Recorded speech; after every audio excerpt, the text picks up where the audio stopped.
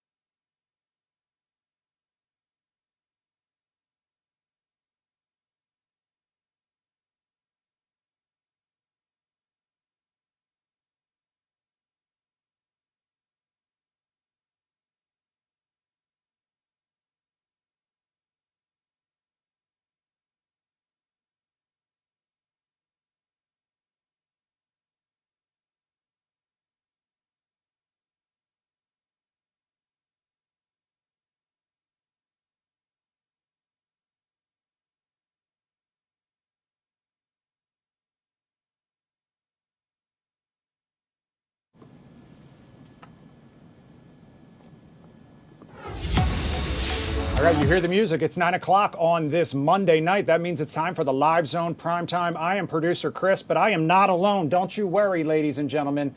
The one and only Tony P. He is live tonight, and he is live tonight from Florida. Tony P., how are you? I'll tell you, the tan is starting to get developed, my friend. And I'll tell you, we have a lot of these foldable bottles down here. My mother leaves them down here at the house, and I got to tell you, I started using these today. Great gift on the golf course because it was hot out there today. Yeah, Tony P., how did it go out there on the golf course today, though? It was one of my worst rounds in probably 10 years. And I'll tell you, I usually don't want to get off the golf course, but I was wanting to get off the golf course, and we had our interview, of course, we'll posting it soon with Jay Leno, and I was like so excited for that.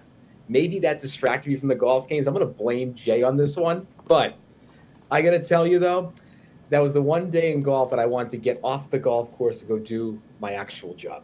So that was, I got to tell you, it's kind of how all things shift together. But I'll tell you, I've not hit the ball this poorly in probably 10 years. I have rental clubs. I forgot at my house that I threw away my golf travel bag. So I can't bring my clubs with me. So I had to go find and fish around for clubs last minute. And yeah, it was an ugly day on all fronts. The only thing that was good was the weather. That was it. It was not too humid. It was just really hot, but not humid at all. But just, I got to tell you, my swing looks like an unfolded lawn chair.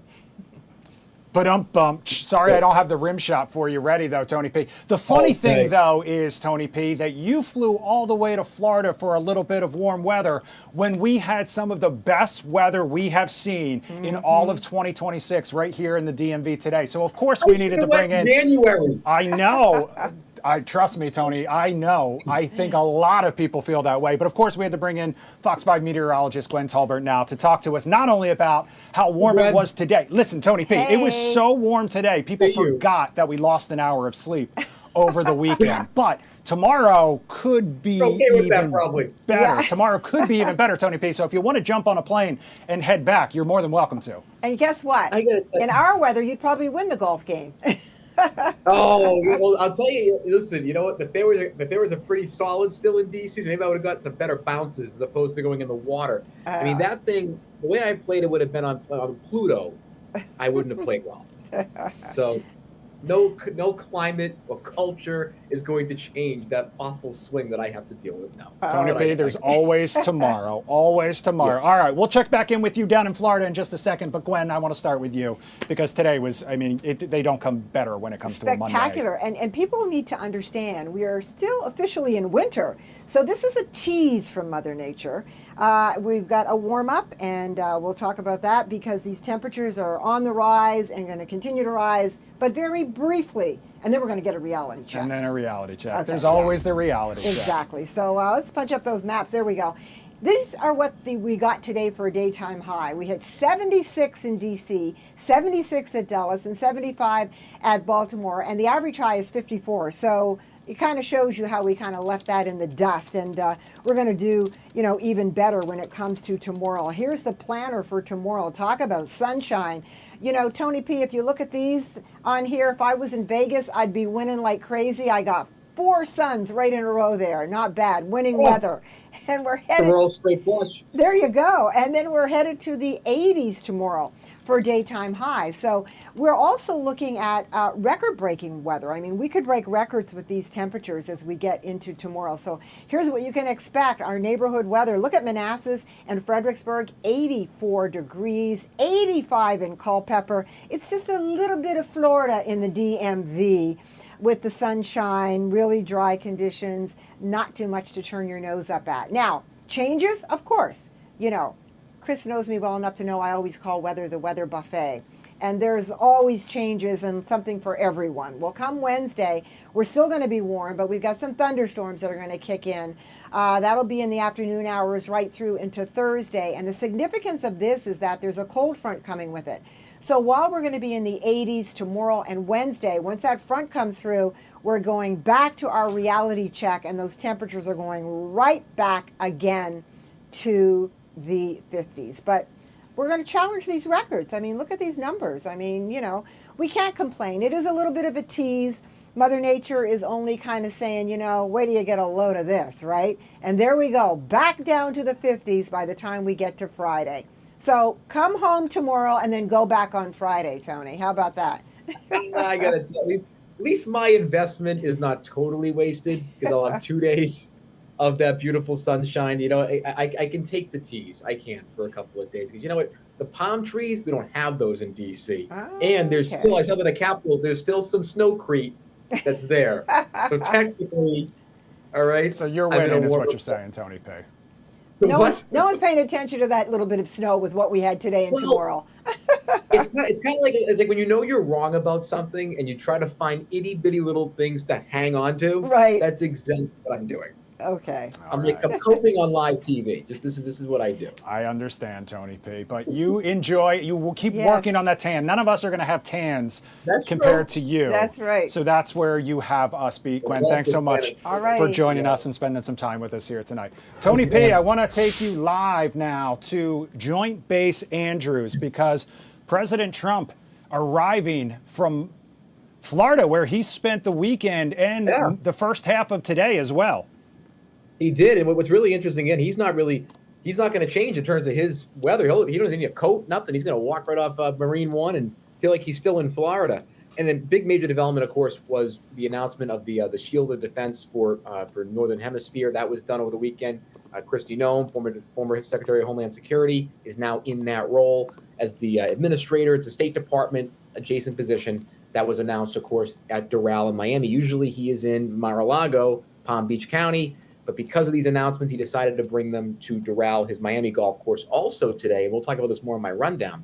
But there was a major GOP meeting, policy meeting. Every year, the GOP and also Democrats do retreats where they talk about policy and direction of the party. Of course, 2026, the midterms are here. So this was a major, major meeting. And President Trump spoke at this GOP policy conference at Doral, which is one of his resorts, and gave a long speech, as well as then gave a speech to update on the progress of the Iran war and where that is headed. And we'll talk more about that, of course, in more detail with the rundown and other stuff.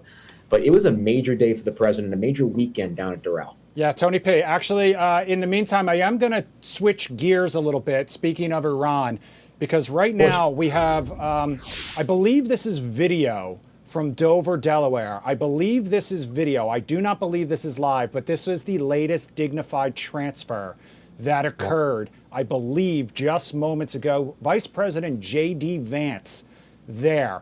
I don't want to talk over this, so I am going to leave this up, Tony P., and I'm going to mute us just for a minute while we watch what happens for this Dignified transfer. If you are watching right now on YouTube or you're watching on Fox Local, we are still here, but we are going to take this full for a moment.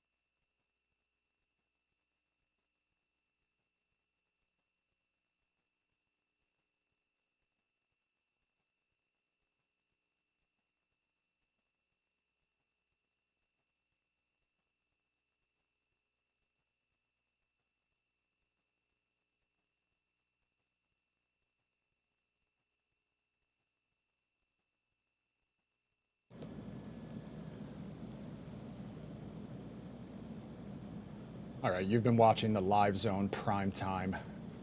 What you've been watching on the top left corner is one of the most solemn ceremonies for the commander-in-chief or the vice president, in this case, the dignified transfer at Dover, Delaware, this time for Kentucky Army Sergeant Benjamin Pennington, the 7th casualty in the war in Iran. At the same time, in the bottom right corner, President Trump arriving back in Washington, D.C. after spending the weekend down in Florida. Tony P. also here with me down in Florida. Tony P., the Vice President and the Department of War Secretary, Pete Hegseth there, and this is the second dignified transfer that we have seen in the last several days. Just absolutely, of course, a solemn ceremony. It is one of the most solemn ceremonies in the country, and just an absolute tragedy to Mr. Pennington's family, to everybody that loved him, and have this moment is just really is a reminder of that ultimate devotion that these men and women give to their country.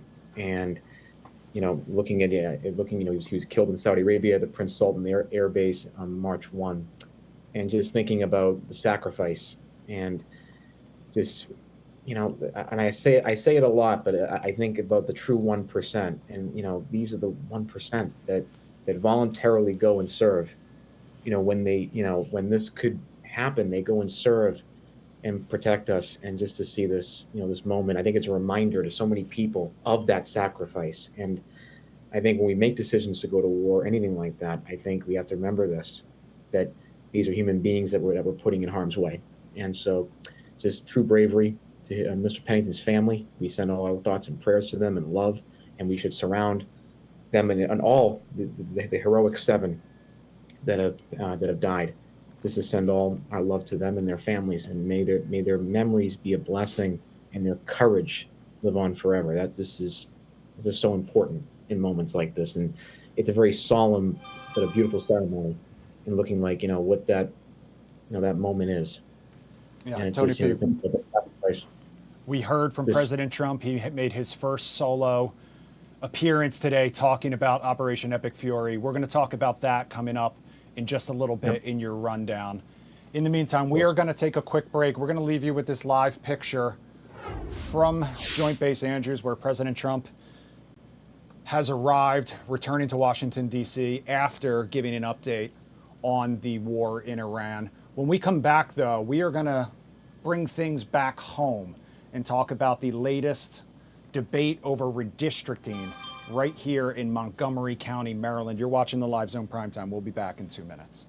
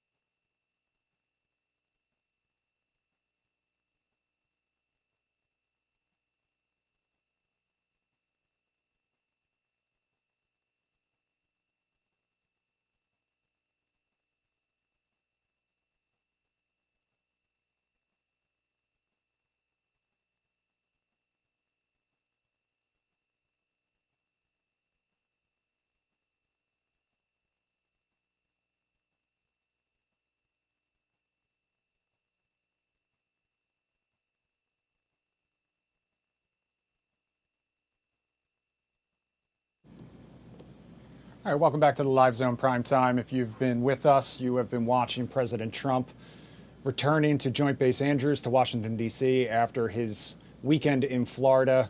Just came off of Air Force One, boarded Marine One for that return flight back to the White House. In the meantime, though, we do want to bring things back here at home now and head to Rockville, Maryland, because that's where families were rallying earlier tonight as part of a protest over school redistricting plans. The Montgomery County Public Schools Board of Education held a capital improvement project hearing earlier tonight.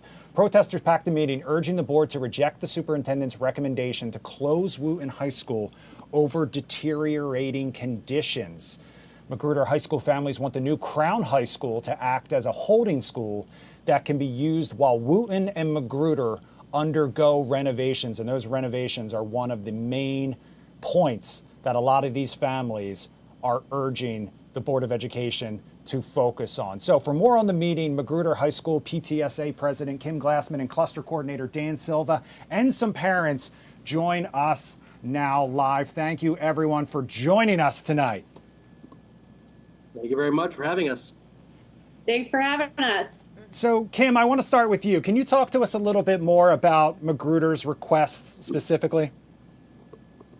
So Magruder has been in and out of the capital improvement budget 3 times now over the last 10 years. We are asking to be prioritized. We are asking to be funded. We are asking that the new Crown serve as a short-term temporary holding school so that Magruder can be renovated in a timely manner, and that we don't have to be in Wooten as a holding school.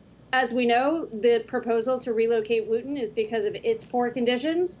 It's a tiny bit less bad there than it is at Magruder. It is too far away for our friends and our neighbors to get to. It's basically a geographic island for us, for a lot of our families. So we are asking that the superintendent's recommendation be rejected in favor of what used to be option G, which would allow us to use Crown as a temporary holding school, while people who are local to Crown also get to use it as a local high school. For us, Wooten is just not a viable holding school. It will take far too long to fix Wooten before it can be a holding school. The projected cost of that is another $100 million that MCPS does not have. It is really just kicking the can on Magruder for what feels like to be in perpetuity, and that is not acceptable to us. Dan, let me ask you this in terms of your experience and with the parents as well. How has the communication been from MCPS about the process of this, their reasoning behind this holding school decision? And do you feel that they have taken the considerations of parents into consideration or effectively, or do you still think that they are ignoring the requests of parents? No, the communication, I will say there has been a lot of communication, but it's been so much that, I mean, it's just a fire hose of information, and it's so confusing to everybody that people can't keep up with the constant changes. As far as whether they're listening, it doesn't feel like they are. All of the vocal, I have to go to a lot of these meetings in my role. And it's not just as they're trying to claim a vocal minority. Everyone in our cluster, most of the Wooten cluster, the Damascus cluster, they're all voicing one thing, and MCPS is saying, well, the data is showing us another, even though they're also telling us that their data shows that Magruder is in the worst condition of any secondary school in the entire county. So Dan, what happened at tonight's meeting? Can you kind of fill us in on a little bit of how it went down and what those parents testified to? Sure. Magruder, we weren't directly involved in the boundary study that involved Crown and what was going to happen with that. So it wasn't until February 5th when he announced his recommendation to relocate Wooten that Magruder really had the opportunity to even step into this fight. So this is our only real opportunity to show up and be seen by them before their March 26th vote. We were able to get a very strong showing. I testified myself. We had about 12 or 13 other community members testify. Basically, we just want Crown to be available to us as a holding school so that we have a path forward when the money comes available in the next CIP cycle.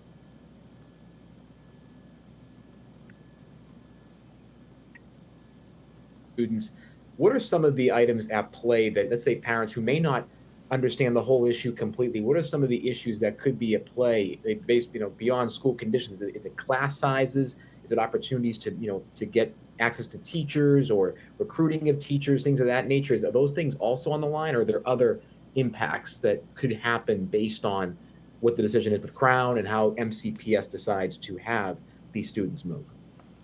I would say those things are generally part of the operating budget versus the capital improvement program. However, it is definitely impactful. I don't know how many teachers are clamoring to work in a building with moldy ceilings. We even received a picture of mold growing on a chair that was in a classroom that one of our teachers was using. So while it is not directly impactful, I think there is certainly some indirect impact there for folks who might just not feel comfortable working in a building where the conditions are really unsafe.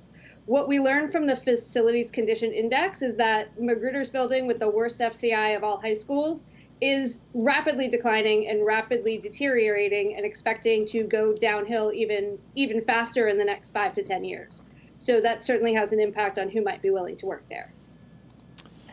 So Dan, was there any indication, or have you gotten any indication, that the board might reject the superintendent's decision and adopt the modified recommendations? And if so, why or why not? They definitely have not indicated that they're planning on rejecting that. They haven't been outwardly vocal in their support. To be fair, their role is to consider all of these things and then vote on March 26th. So we are still optimistic that they will accept the modifications that have been proposed by the Rockville city government. The entire city council of Rockville and the mayor of Rockville signed off on a proposal that would keep it as a holding school. But we don't want to get our hopes up too much. We do want to keep a little bit of hope, though.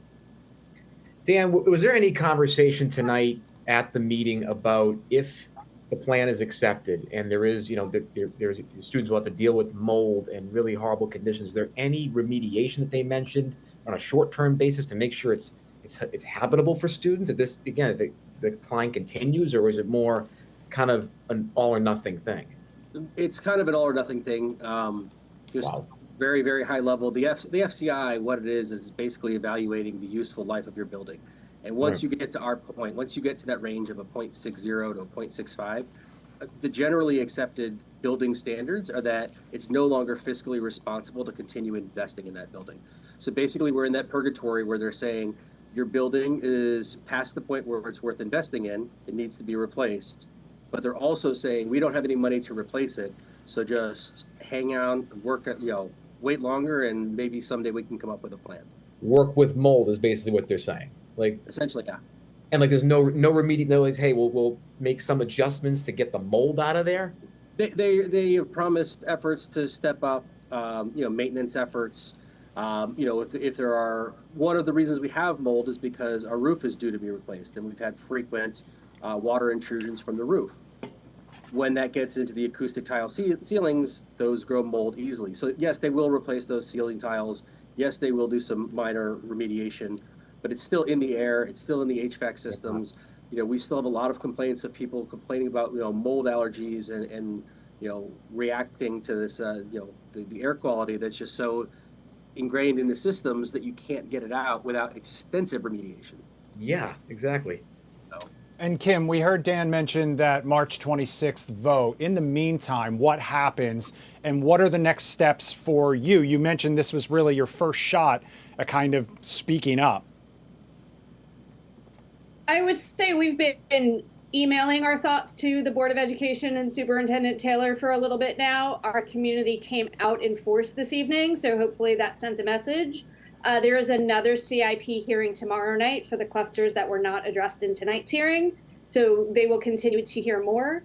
And then the March 26th vote is when the boundary study recommendation is actually voted on. A few of the testimonies this evening asked for a delay of that, and then to delay it until the capital improvement budget is actually voted for in June. I realize this is a little in the weeds. So I think for us, we just have to keep the advocacy up, keep the momentum going, and keep showing up for Magruder, because Magruder can't wait. And Dan, my final question kind of extends on the advocacy piece. Is there anything, if the vote does go in the way of the superintendent, where we're going to have this school where kids have to go into, is there going to be any movement towards appealing to the governor's office or state education officials that could come in at some level, or is it mostly at the regional and county level that this goes to? It is definitely mostly at the regional and the county level. I will say, we have been very active behind the scenes, meeting with council members, like Rockville council member Adam Van Grock was there at the meeting today, meeting with county council members, exploring all kinds of avenues. We're trying to find alternate sources of funding. Our state delegates are starting to get involved in the conversation.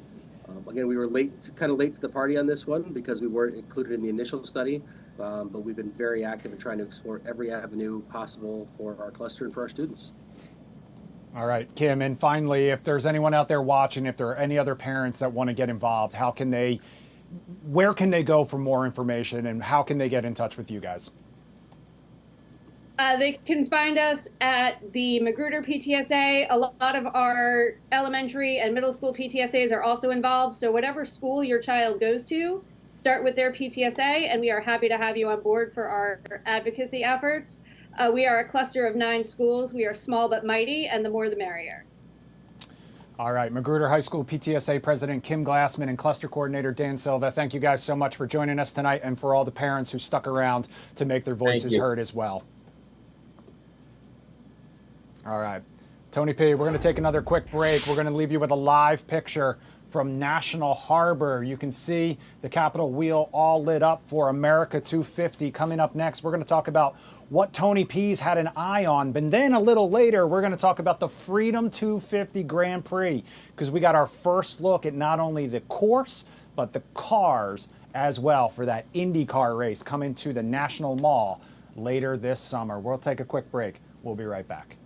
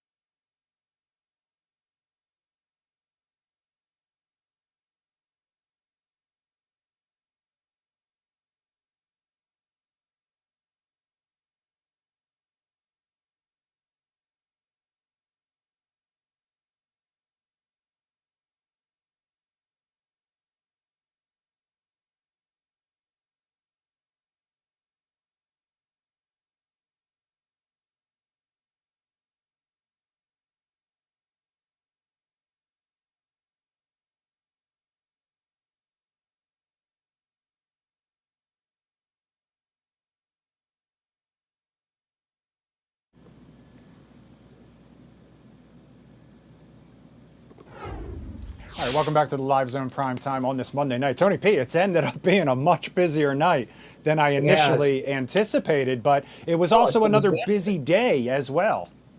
It was. Let me tell you something, just quickly before my rundown. I mean, when people talk about caring, for things on the home front, right? This is what they mean. Mold in schools. This is pretty blatant, and I think the fact that there's no money to help, and it's basically saying, well, the school is degraded to a certain level, so we can't put improvements in, but we got to keep them in a holding school. This is why people get crazy when it comes to just, anger at local politicians or anger at what's going on because their kids can't get educated in a safe environment. Sorry to rant, but I think totally it's glad we had Dan and Kim on to discuss that, because I think people in the DMV need to know what's going on with their money.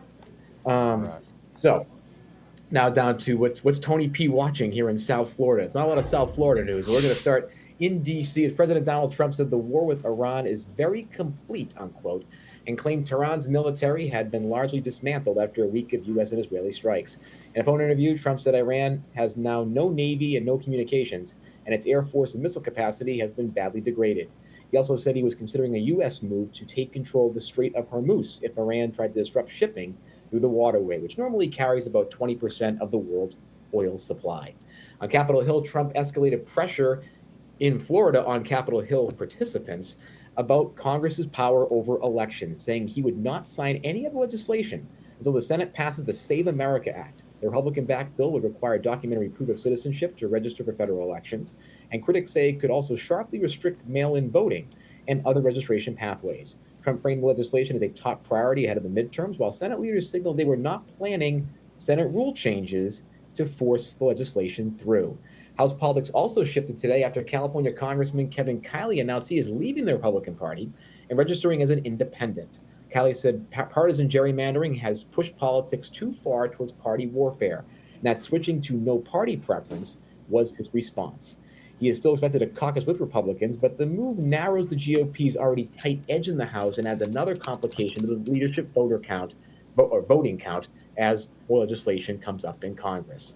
In the technology sector, Anthropic has sued the Trump administration today after the Defense Department labeled the company a supply chain risk, a move to blacklist its AI systems from federal use. The lawsuit asks the judge to reverse the Pentagon's action and argues the designation was retaliation after Anthropic refused to loosen safety limits on military use of its Claude models. The case marks a major escalation in the fight between one of the country's leading AI firms and national security departments in the federal government.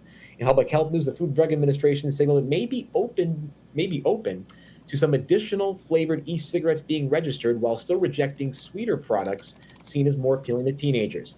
According to the newly released draft by the FDA and its guidance, the agency would consider products in flavors such as mint, coffee, tea, and certain spices, while continuing to resist approvals for fruit and candy-style varieties. The shift would affect how vape makers try to win marketing authorization and could reshape a market the FDA has already narrowed sharply in the name of youth protection. Oil markets in the world remained volatile as the Iran war raised new fears of stagflation today. Prices surged above $100 a barrel before retreating as the day went on, as traders reacted to war headlines, the supply risk in the Gulf, and the possibility that higher energy costs could feed inflation just as growth begins to weaken on the economic and job front. Investors have increasingly pointed to the combination of softer economic data and oil-driven price pressure as a classic stagflation risk over the years. Of course, we saw that, Chris, in the 1970s with the oil crisis. In the world of live entertainment and business, the Justice Department reached a settlement today with Live Nation and Ticketmaster in its famous monopoly case. But the agreement immediately drew criticism from many states that refused to join it. The proposed deal would let venues sell up to 50% of tickets through other marketplaces at Live Nation-controlled amphitheaters. It could cap Ticketmaster service fees at 15% at those venues, require the company to divest 13 amphitheaters, and create a $280 million settlement fund. The settlement would also extend federal oversight through an 8-year consent decree, but New York and other states says it does not go far enough, and they plan to keep litigating whether the case and litigation goes through. In celebrity news, Los Angeles police arrested a 35-year-old Florida woman after she allegedly fired about 10 shots into Rihanna's home while the singer, A$AP Rocky, and their 3 children were inside. Police said officers responded around 1:15 p.m. to an assault with a deadly weapon. Shots fired called at the Beverly Crest property. No injuries were reported, but at least one round penetrated a wall, and the suspect was later identified by other reporting as Ivana Ortiz. And in television news, the Drew Barrymore Show has been renewed through 2028. The 2-season pickup keeps the syndicated daytime program on the air through the 27-28 season. And CBS Media Ventures said the renewal came with continued support from CBS-owned stations as well as station groups including Nexstar and Sinclair, expanding one of daytime television's stronger recent performers. So for the talk show lover in me, okay, we talked a lot about it today, and also with this news, I'm a little bit hopeful that maybe talk shows, some will stick around, Chris. Again, this is up and down, but we'll see. Up and down, up and down. Tony P., if you were going to take one thing from Drew Barrymore, would it be the uncomfortably close to the guest that you would get and get all up in their personal space? I know how much you love when I do that to you. Well, you do it to me on Do You Like It or Not? And I think it's very endearing. And Well, I I think appreciate that. on live now, live zone I think the chairs are too far apart for that type of like setting. But I think overall, what I think her show's really, really good. She's a very solid host, and we have some great hosts here at Fox 5, of course. And Marissa Mitchell's show is wonderful. We also have Sherry and Jay Hud. I think it's going to be about how you transition with social media. How do you make them evergreen enough to be talked about in linear formats and formats like this? Yeah, and we can go ahead and tease that we spoke to a talk show icon earlier this evening. Tony P and I sat down with Jay Leno for a nearly 30-minute interview, and that was one of the things that you talked to him about, was whether the late night talk show, specifically as we know it, can stick around, whether it's got legs. Yeah, and he gave us a pretty clear answer. I don't want to give it away, but he did it. And by the way, he was wonderful. Like, he gave us a lot of time and gave us great answers. And he almost answered questions for us that we wanted to ask, but like he took the main question, and just allowed us to keep asking, which is really, really great. And he just a wonderful guy, and talking about his of course upcoming tour with Arsenio Hall and all the great stuff. But I think what's really interesting is one of the things that he did say is, how do you reach audiences and be able to at least give them a place to laugh? Everybody together, give them a place to laugh in that moment and connect with them. And, the biggest thing is the interviews. When you interview people, we interview people for much longer than some of the talk shows do. So that was one thing that Jay mentioned, that was like, hey, the podcast era, because he's done both. He's done the Cars and Comics. He's also done, when it comes, not Cars and Comics, his car-based talk show, sorry. And also of course, Tonight Show. It's his inkling was more about the longer form ability of podcasting, kind of almost frees the interviewer to ask more questions. Yeah. So we'll see. Again, but his answer, I'm not going to give it away, but he gave a pretty good answer to us, a pretty clear one. I think we're on the right track. Let's just put it that way, Tony P, with the Live Zone Primetime. The one other thing I will mention, in case any sports fans out there are wondering what's happening with the World Baseball Classic, Team USA currently up 5-0 over Team Mexico. I do want to take you out to Los Angeles right now, though. This is live footage, live pictures from KTTV of a house fire in the Hollywood Hills. Not much other information that we have right now. We don't have a ton. But Tony P, right now you are taking a live look at Sky Fox footage from KTTV, the Hollywood Hills. You see that you see a lot of firefighters in that home, kind of on multiple levels, but that fire kind of raging on the roof, it looks like right now. Yep, we're looking at, I'm trying to find some of the reporting up here, Chris. It looks like it's 1258 North Hilldale Ave in LA's Hollywood Hills. It just started, I think, the fire was reported just after 6 p.m. local time. This is about 45 minutes into this. It's very unclear if anybody is in the home right now, so there's no statement on that. I'm trying to read what else we have here. It's the Hollywood Hills West neighborhood, just for more geographic stuff. And the flames were coming mostly from the roof. It's a 4-story single-family home, and it initiated an offensive attack with the assistance of personnel from the Beverly Hills Fire Department. That's who's responded to this. And I'm trying to find anything, but nothing more than that at this moment. All right. Well, that was more than I had, Tony P. So thank you for the assist there. No. Again, there's nothing. It just started it's about 45 minutes in. It's about 6:46 local time on the West Coast. All right. Well, we are going to leave this live picture up. We're going to take a quick break. When we come back, though, we are going to put our pedal to the metal, as they say, Tony P, because we are getting a sneak peek at the Freedom 250 Grand Prix that's coming to the streets of Washington, D.C. this summer. Steve Shenevy was down on the National Mall for the big press conference this afternoon. We'll check in with him coming up on the other side of the break. We'll be right back.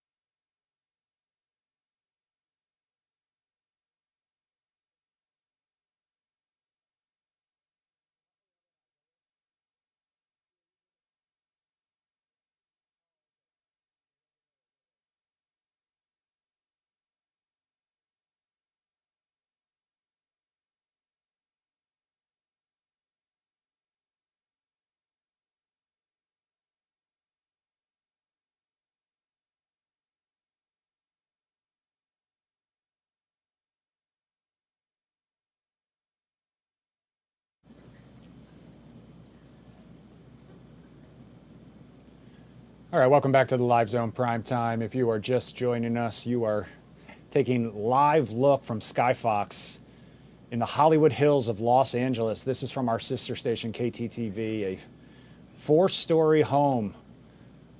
Fire crews, I think we said, Tony P., this was the Beverly Hills Fire Department responding? Yes, the Beverly Hills Fire Department has initially responded in an offensive attack. Of course, you see by the hoses being measured around the house. That's an offensive maneuver by the Beverly Hills Fire Department.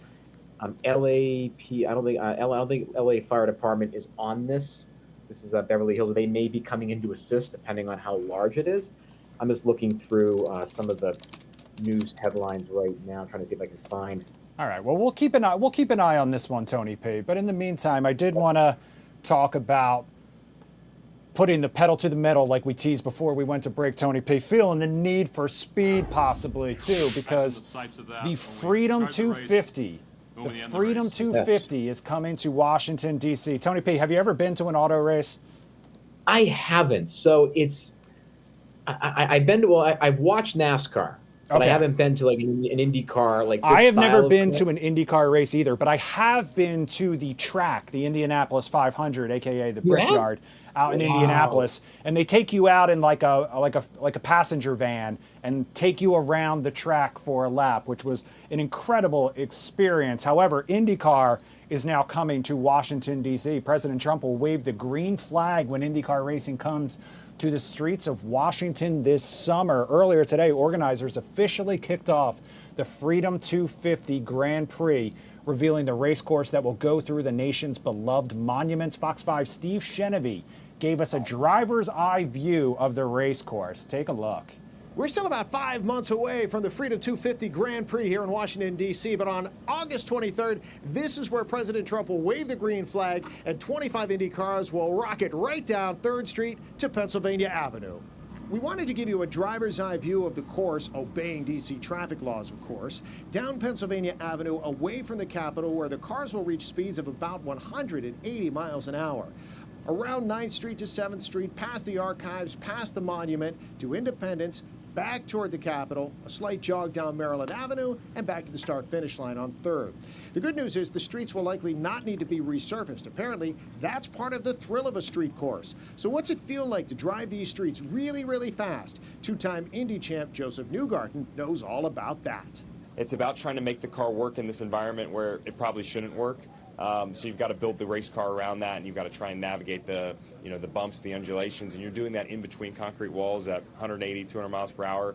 So it's a challenge to get it right engineering-wise. It's a challenge to drive, but I can tell you that's actually the fun part of it. The track will be less than 1.7 miles. It'll take drivers less than a minute to complete a lap. More than 100,000 people are expected to be here, including 70,000 free tickets available through the Freedom 250 GP website.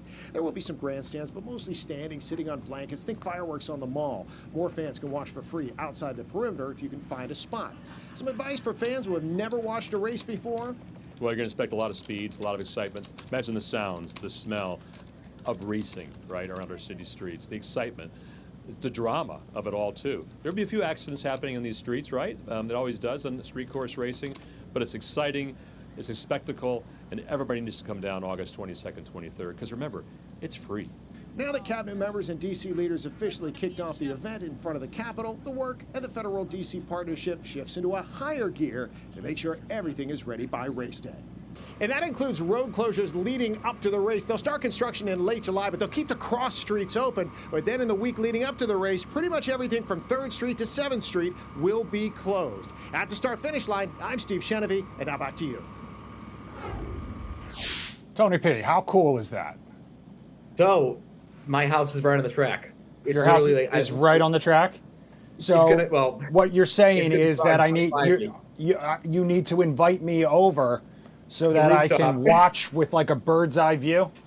Oh, you'd be able to walk. I mean, my rooftop literally overlooks most of that course, and will be like there will be cars coming right up next to my house. It'll be interesting to see, like, how do I, first of all, how do we all get around who live in that area? Like, do we go shopping for 2 weeks? Tell me about it. How's that going to work? And I think, I don't think they've thought that far ahead. No, I mean, and look, it's an IndyCar race. I'm excited to see it. You know, maybe I can start selling some tickets. You know, hey, I'll give you some views from my apartment window. That can be helpful to people. Yeah, seriously. Like, this is the sort of okay, thing that um, I imagine, like, people will like Airbnb their places so that fans can come that's check not this a out. bad idea. You know, and That is actually not a bad idea. this, you know, we talked about this earlier today, Tony P, on Do You Like It or Not?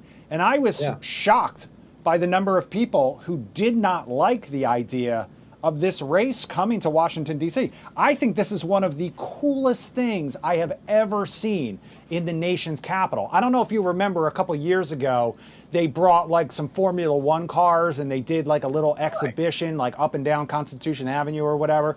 It was cool. We've got the Formula One Cafe. Formula One is huge right now.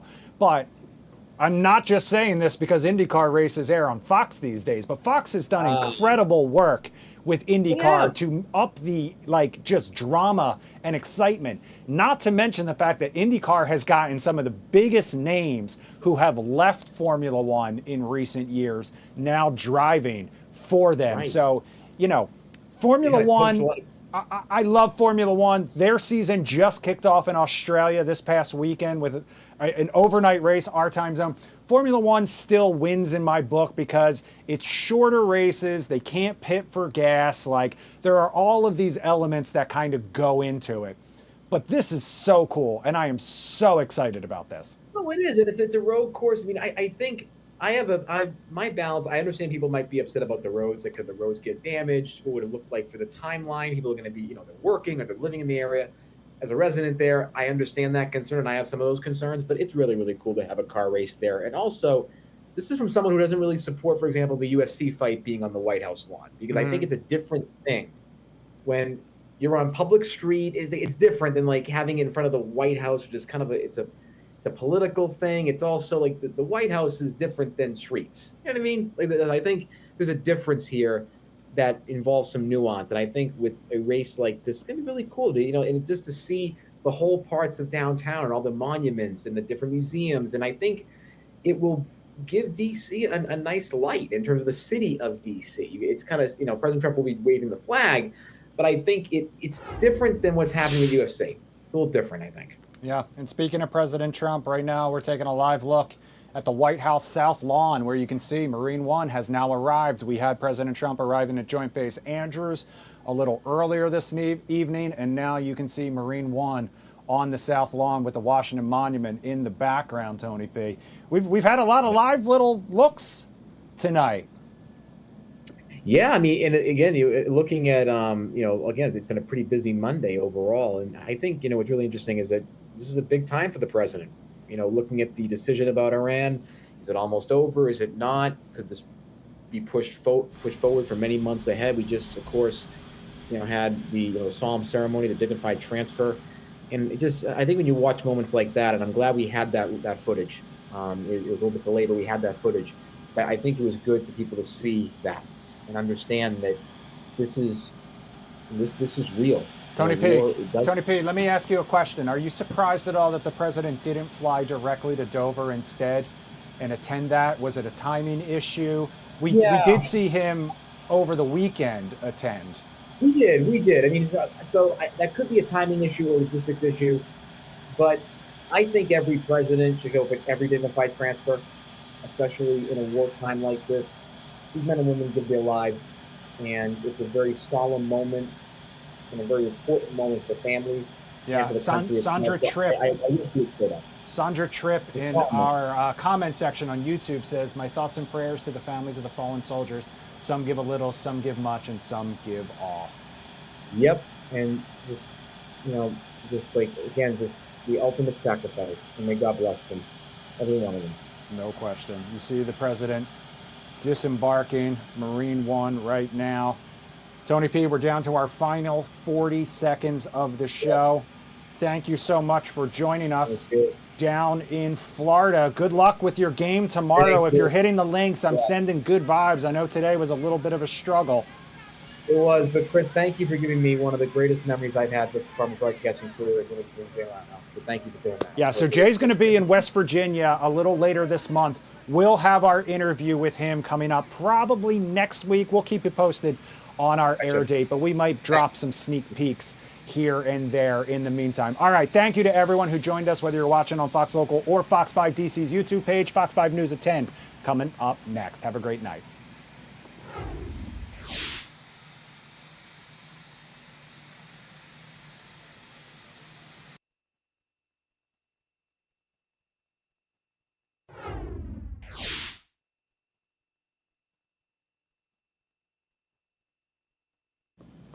We're all clear. We're clear, Tony P. Can you hear me?